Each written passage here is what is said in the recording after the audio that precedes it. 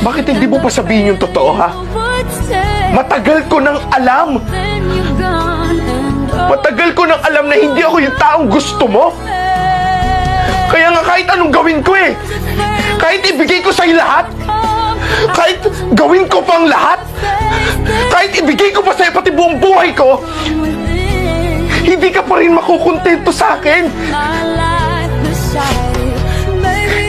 Kasi alam ko na hindi ako yung taong gusto mo.